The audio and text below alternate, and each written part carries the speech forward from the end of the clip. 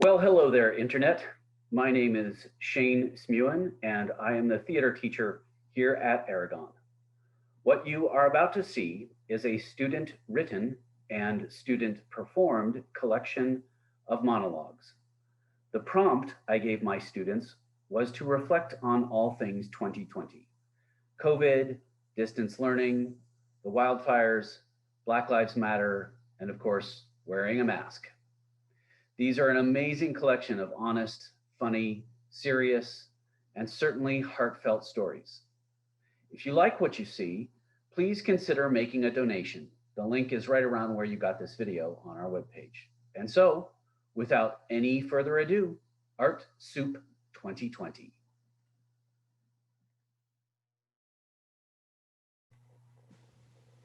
Hello, everybody. My name is Shane Smewen. I am the theater teacher here at Aragon, and these are my advanced drama students. We have been working on an original project about this crazy year 2020, COVID-19, learning online, the election, and all the other crazy stuff. And this is our little song about all of that.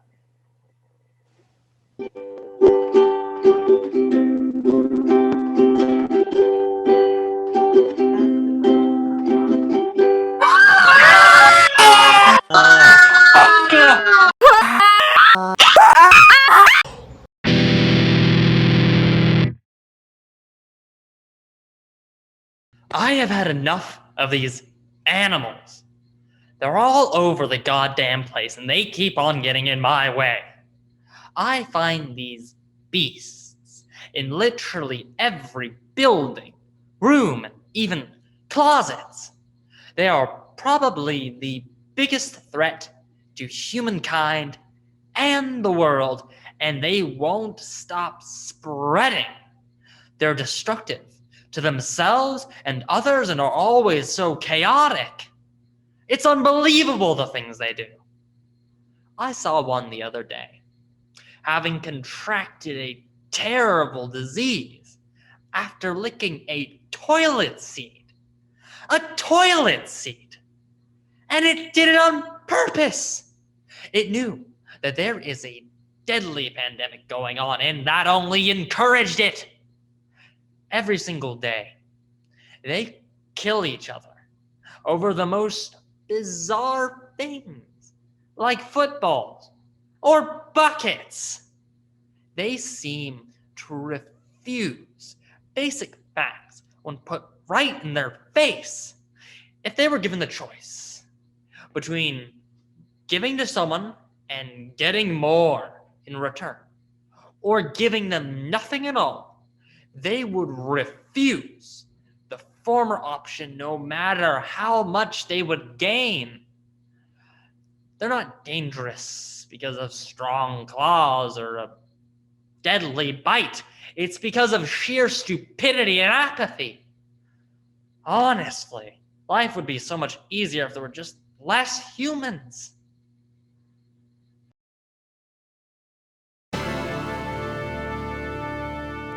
Let's talk a bit about my family, starting with my mom. My mom has this one thing that completely annoys me and has gotten a lot worse since the quarantine started.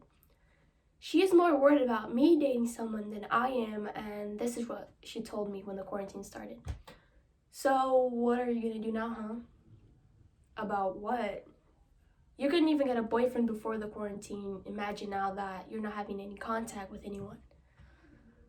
Mom, I am completely fine with not having a boyfriend. You see, I don't have to worry about things such as lying, cheating, and that's all that stuff. I just get to enjoy my extra time being lazy. But you won't get anyone's attention like that. And then at that point, I just rolled my eyes and left the room. Moving on to my dad. My dad had the idea to throw his friend's daughter's birthday party in our house, and I decided to invite a friend of mine, let's call him friend A, and he decided to invite a friend of his, let's call him friend B. And during the whole thing, my dad kept on telling friend B to pull up his pants, and at some point after the party, he came up to my room and said, "Hey Stephanie." "Yeah, Dad?" make sure when you bring a boy home that he has his pants up. You know what? Can you please just leave? And then he left, laughing with my mom. My siblings, they really like to go camping and they always cry when we have to leave. So my parents came up with a lie. They say that we have to go home so we can get or make more money. And this is what happened a few days ago. My little brother said, Dad, Dad, Dad, what? Do you have money? No. Aw. And he went to the living room to tell my little sister the news. Dad has no money. So he has to work so he can get more. And then after that, they just started their own little weird conversation. And then there's me. Well, I promised myself I wouldn't procrastinate this year. Well, guess what? I should really do that assignment. Just one more episode and then we'll do it. I'm gonna forget about it, ain't I? Yeah, but it's fine though. I am such a disappointment. Keeps on watching Netflix. I would just like to end this by saying that I would really like my parents to understand that I don't like talking about my non-existent love life. Thank you.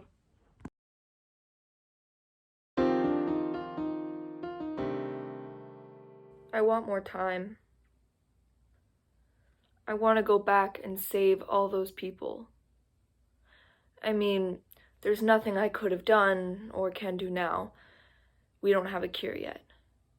But even just sitting there with them or holding their hand would have helped them die peacefully. But that's against the rules.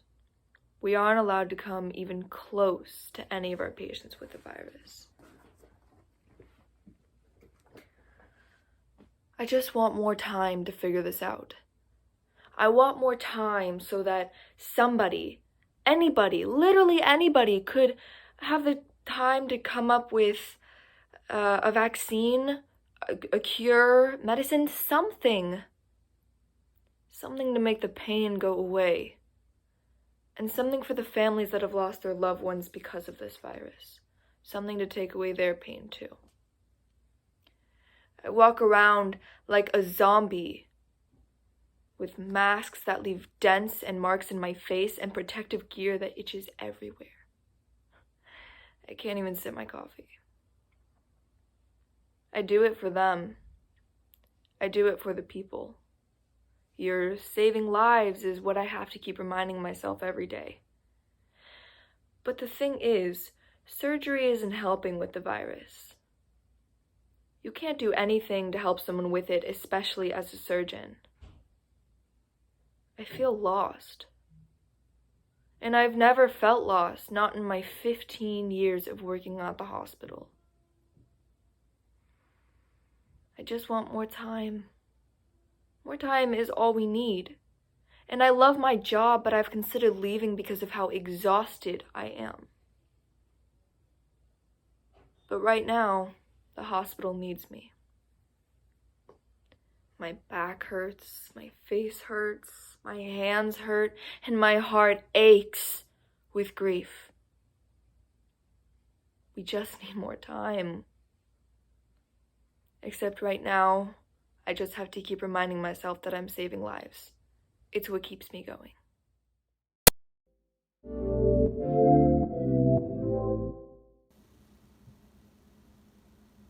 March 13th, 2020. The last day of normalcy. The last day of not having to see your friends through a box on Zoom. It's so demoralizing.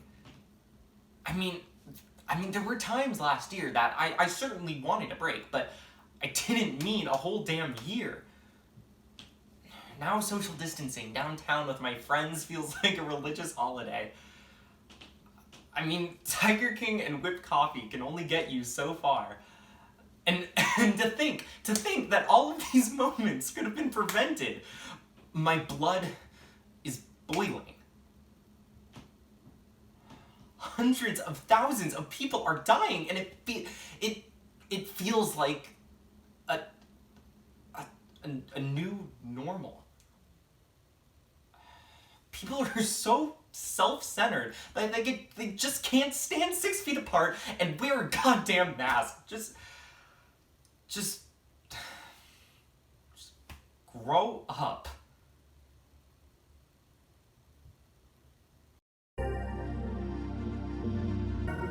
Sometimes I wake up in the middle of the night and I think about parallel universes.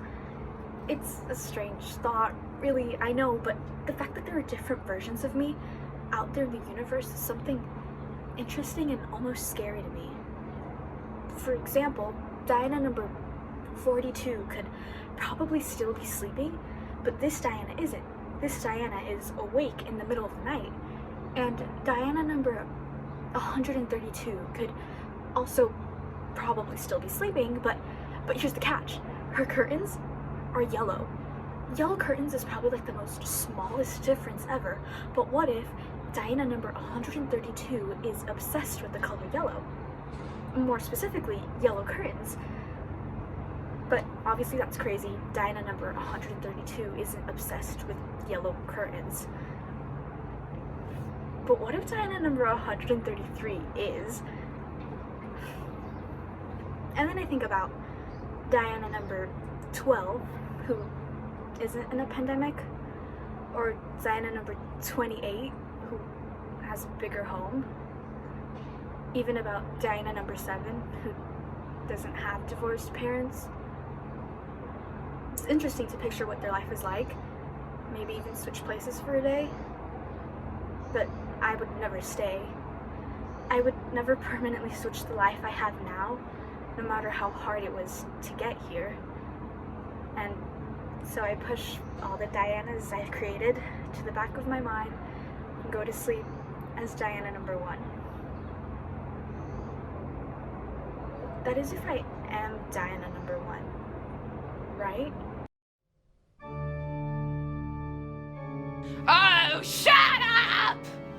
God! I've had enough of these slimy spirits and their snotty noses smelling up hell with their icky germs. I am Charon. Charon, the legendary ferryman of Hades, not a damned janitor. Oh, but please, I can already hear you complaining. Oh, but Lord Charon, the human nurses and first responders are the real heroes of mankind. But do you know just who has to clean up after their icky failures? I do! Oh, what, you just think that plagues and diseases disappear after a human dies? Such ignorance. Blasphemy! I can hardly row my sacred boat across the river Styx without the rancid coughing ghoul breathing down on my neck. They're hacking and wheezing, spreading countless germs in the air I'm supposed to breathe. Oh, it's rancid, repulsive. There are thousands of individual bacteria on a single obulus, so I can't even get paid.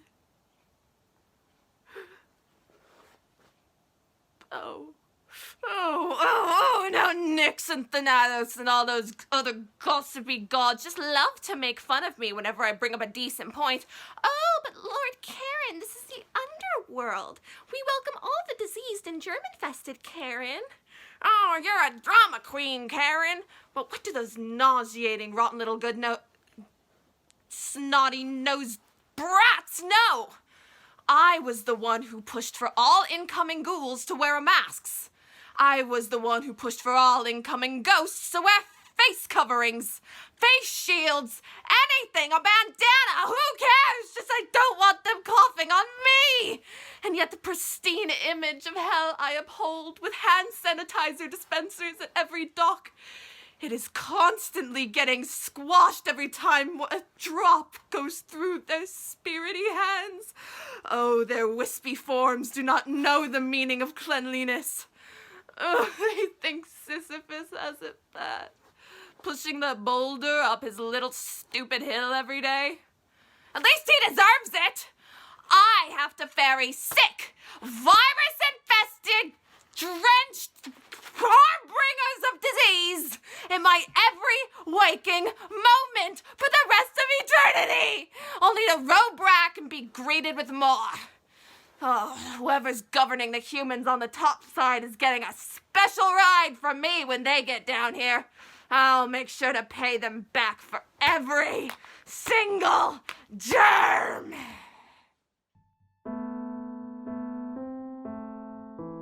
Alex, no one cares about your stupid Xbox. You can literally see the fires from our house. We only have time to take things that actually matter.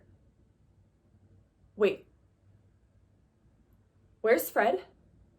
Alex, listen to me. Where the hell is Fred?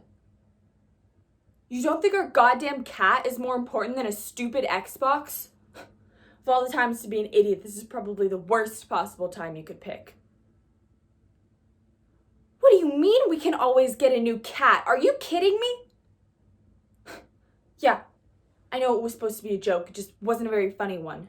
Stop trying to unplug your Xbox and help me look for Fred. Did he come in this morning after you let him out? How do you not know? God, I have the dumbest brother in the world. Are you laughing at me? Stop laughing. This is serious. Fred could die. What? He's in the car already? Oh. Okay. Grab your stupid Xbox, I guess.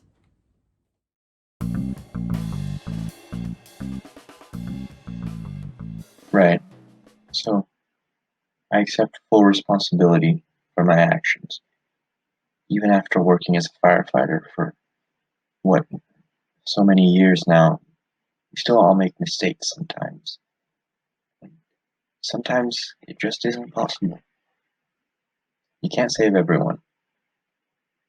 It's just a fact of the job, something you gotta get used to. And that family was so uncooperative, to say the least. I mean, the father kept running around trying to grab everything valuable. The children just wouldn't move. We tried to get him out anyway. I keep thinking, maybe we could have done something else. Could have tried harder, called for more men, carried them out. But honestly, I think I was scared. I think I was scared for my own life. I was scared for my own life, and I couldn't bring myself to sacrifice that. I mean, I have my own family to go back to, people waiting for me. So, yes, I ordered my squad to turn around.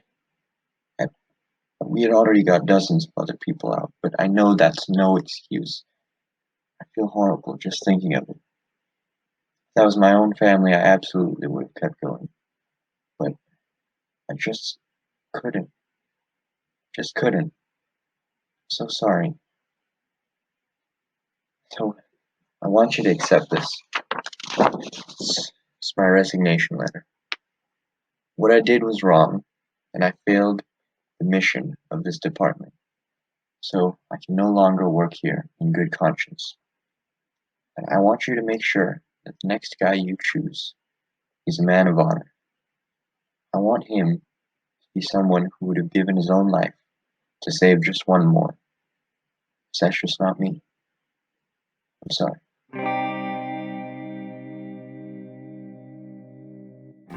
I have had enough of all these climate change alarmists. As a firefighter, I would just like to apologize in advance because it is entirely our fault that our climate is so-called changing. Honestly, we should all just come together and say, screw science. Science isn't real, and all the scientists are just being bribed by Bill Nye and the fake meat industry. If we look at the facts, and those facts being that, well, all the facts are wrong, climate change is obviously a hoax. These so-called scientists who spend a majority of their lives studying these phenomena tell us that the planet's average surface temperature has risen about 2.05 degrees, so ocean temperatures and acidity are going up. Ice caps are melting, heat waves, droughts, and floods are becoming more common. Tropical storms are becoming much more intense. And we're just supposed to believe that the climate is changing? No, are you kidding me? That's crazy. It's all of those damn leaves in California. Us Californians should be getting our stuff together instead of leaving all our dry, crunchy, very flammable leaves all over our forest floors. One fallen match, and us first responders are no match against the raging wildfires. It's a match we just can't win. And my heart really does go out to all those poor, innocent families losing their loved ones to these fires. Fires caused by, and I can't emphasize this enough, the leaves on the ground that our irresponsible state of California has failed to pick up. God, I hate leaves.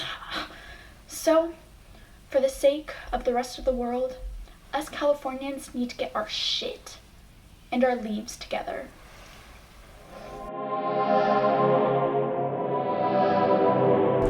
I've had enough of civilians telling me that I'm being racist. Racism? You're lying. I would never be racist. Being racist is my least favorite thing to do. Protecting our good city is my favorite. All the little white kids with their guns shall be protected from the brown kids and their brownness. Why are people protesting us? We are protecting them. By throwing rubber bullets and tear gas into non-violent crowds, we're showing them that we have the big bad weapons to protect people with. Racial profiling. I don't know what you're talking about. I don't know what you're talking about. This person of color driving a nice sports car deserves to be beaten out of rent on suspicion of stealing. I do not know anything about racial profiling. Get out of here with your funny words. Oh, would you look at the time? It is 11 a.m., which means it's my shooting time, so get running. Sometimes I wake up in the middle of the night. I don't know why I woke up, breathing heavily, my hand on my chest. I touch my face. I feel tears. I didn't know why, but I got myself up and went to the kitchen. Maybe I was hungry. I grabbed the kettle and put it on the stove. Hearing the boiling water brought me a sense of calmness. But I was still crying and I still didn't know why. I took the kettle off the stove, poured it into my mug with a tea bag, and sat down. I didn't do anything, just stared at the table with tears landing on it. Maybe I was just over that test for school. Maybe I was remembering an embarrassing thought. My mind was just out of place. I tried to calm myself down, but it didn't help. I chugged the rest of my tea down, went back to bed, and tried to fall back to sleep.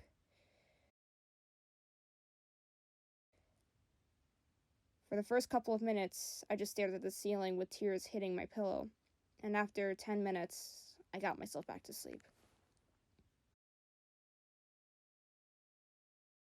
But then I see something. People. They're just looking at me, pointing and laughing at me. I just wanted to stop, but it wouldn't. It just kept growing, becoming louder with more people joining. I don't know what to do anymore. I need help. I'm lost. I wake up again, and it's morning. It's time to get ready for school. Sometimes, when I wake up in the middle of the night, my mind races with thoughts, all starting with what if. The questions constantly drummed in my mind, filling everything with their familiar rhythm. I hated it. Why? The inescapable rabbit hole of regrets, for the could-haves, rights, and wrongs of that one thing I should have said, but only thought of 3 days later. But other questions swirled. Questions such as, what if I had done something back then? What if I didn't make that mistake? What if I just kept my mouth shut? The past constantly haunts me, and I can do little to shield myself from the onslaught of those thoughts. The shackles of reality bounce me to this present, but my mind wanders and longs for a perfect future of a non-existent universe. This reality, however, I suppose, is one of learning and of change. If I didn't experience all those problems, how could I have known what perfect is? Perhaps in another universe, I had that perfect future, yet I wished for my current state of being. Sometimes I wake up in the middle of the night thinking about how if I just could have helped out more people would be here recovering with their families and just living life as they should. God, what am I doing wrong? It's just like when I came into this field, everyone told me how I just can't save them all, how I should be prepared to see some heavy stuff and I should just be tougher than this. But to see people just drop down at this rate, seeing fellow coworkers falling victim to this virus, and just watching on and expecting to go on with business as usual, I just can't take it. It's just too much. God. It's just like watching people who had names, passions, lives, loved ones waiting for them to come home, just children to care over, holidays to celebrate, and then watch them just die in a cold, empty hospital bed alone. That's not how it's supposed to be. God. Am I just too sensitive? Am I doing something wrong? Please give me an answer because I don't know. I don't know anymore.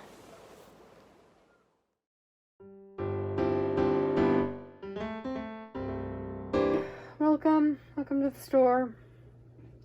Hello, how are you doing? Good, thank you. Okay. Ma'am, please put on your mask before you say anything. Yes, you have to wear it in order to enter. No, we are not required to let you in without a mask. However, we will send someone in to get your items for you if needed. No, you do not have issues breathing. If by some wild coincidence you do, we are still not required to let you in without a mask. The card you're about to hand me means nothing. It is a horrible misinterpretation of the laws meant to protect the rights of disabled people.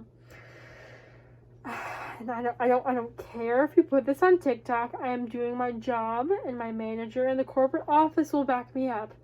Your rights are not being violated, and that's not how that amendment of the Constitution works. No asking for my manager will not do anything because she isn't right here right now, and she'd agree with me. You can understand me perfectly well with this mask on, and you're not fooling anybody. If you try to pull this mask off my face, that will make me want to let you in much less than before. And last but not least, if you'd rather wear a ventilator than a cloth or surgical mask, then that is your choice. However, we are allowed as a private business to make sure you don't take any of their customers out with you.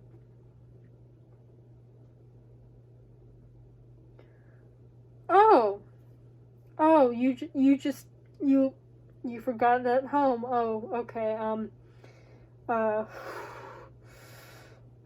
Thank you.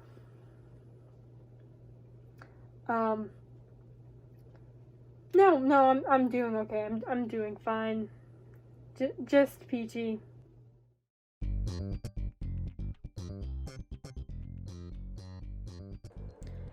Sometimes I wake up in the middle of the night to the sound of my cat meowing outside my door. She wants food or attention or both, so I get up and feed her. As I'm walking back to my room, the shadows of trees on my kitchen wall seem to be shadows of a thief or serial killer eagerly waiting to attack me. I speed walk back to my room and get under my covers, but I can't sleep. I stare at my ceiling and toss and turn. Something will not let me get to sleep. My mind jumps from topic to topic, whether it's homework, family, friends, my grades, my strengths, my weaknesses, my failures, the past, or the future. My mind will simply not calm down. Once I've essentially given up on falling back to sleep, I go check Canvas. Surprisingly, teachers don't post grades at 4 a.m. I grab my computer and take it back to bed. I play 2048 and watch whatever TV show happens to interest me. Some nights, I fall back asleep. But some nights, the shadows grow to be too much, and I'm left stuffing my mind's thoughts down, with my computer screen illuminating my face.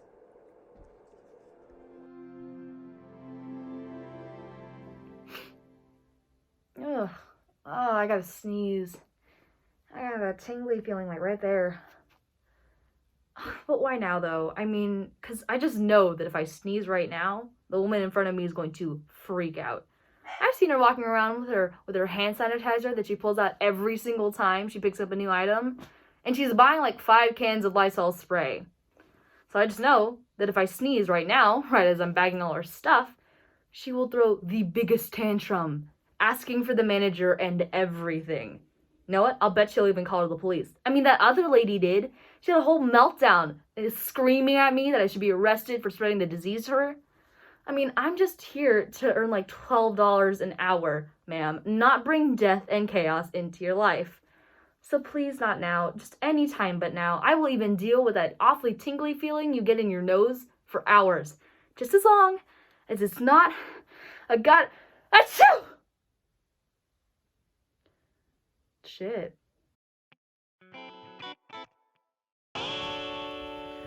Sometimes I wake up in the middle of the night.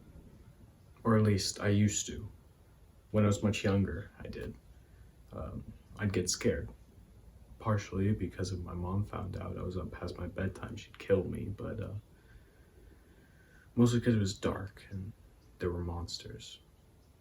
They were in my closet and under my bed and trying to get me.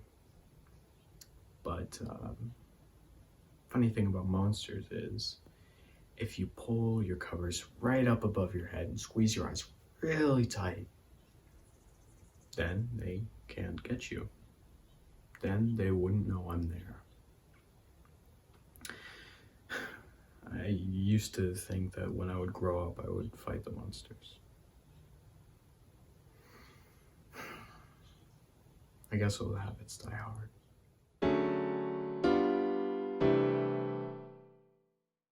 I have had enough of these Blue Lives Matter supporters. As an African American cop, I am done with these people with first grade reading levels treating me like I'm some sort of god. I'm not a god. I'm not perfect. No cop is perfect. No person is perfect. I try to be as good a law enforcement officer as I can, but I'm only human. I'm not a superhero. And I'm also not a blue life. I'm not a Smurf. I'm not from the movie Avatar. I'm not in the Blue Man Group.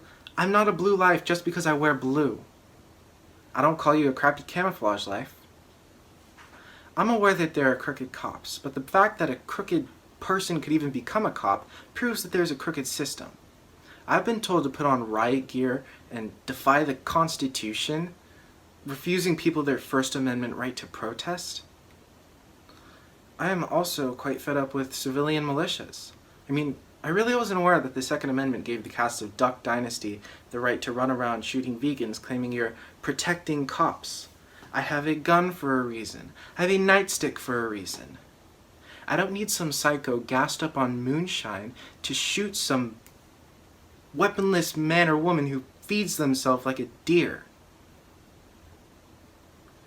And then you have the nerve to slander me and say I'm pandering to social justice warriors because you shot someone that said something you didn't like. Everybody says things other people don't like. For me, it's called the N-word. Don't be a frickin' snowflake. Facts don't care about your feelings, and the fact is, you're on the wrong side of justice. Blue lives don't matter. Blue lives don't exist. Take it from me, an African American cop.